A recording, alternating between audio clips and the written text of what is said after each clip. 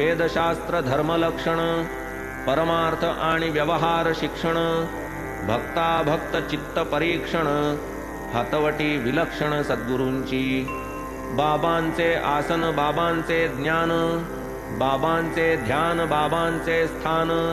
त्यांचे सामर्थ्य आणि महिमान कथन संपूर्ण दशमाध्यायी सच्चिदानंद स्वरूप स्थिती दिगंत बाबांची प्रख्याती डॉक्टर पंडितांची प्रेमभक्ती सिद्धिक वृत्ती वर्णियेली कैसे केले अभ्राकर्षण कैसी अनिली सत्ता विलक्षण अनलापासूनी संरक्षण सुरस विवरण एकादशी काका धुमाळ निमोणकर एक मामलेदार एक डॉक्टर प्रसंग भिन्न भिन्न प्रकार वर्णिले मधुर वाणीने नाशिक अग्निहोत्री मुळे संशयी संत घोलप रामानुयायी त्यांची साई दर्शन नवलाई द्वादशाध्यायी निरूपिली बाळा शिंपी हिमज्वर नाशन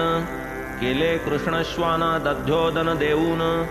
बापू साहेब महामारी शमन केले चारून आक्रोड पिस्ते आळंदी स्वामी कर्णरोगी आशीर्वचनेची केले निरोगी जुलाब पीडा काका भोगी नाशिली भुईमुगी दाण्यांनी हरद्याचे भक्त दत्तोपंत पोटशूळ व्याधिग्रस्त आशीर्वादेची केले मुक्त समस्त जन देखत एका भीमाजी पाटलाला कफक्षयाचा व्याधी जडला उदी लावून रोग दवडिला वृत्तांत वर्णिला त्रयोदशी नांदेडचे शेठ रतनजी पारसी विख्यात व्यापारी खिन्न मानसी पुत्र संतान देऊनी त्यासी हर्षाकाशी बैसविले मौली साहेब गुप्त संत नांदेड शहरी हमाली करीत साई संकेत वचे ज्ञात होत कथा अद्भुत चतुर्दशी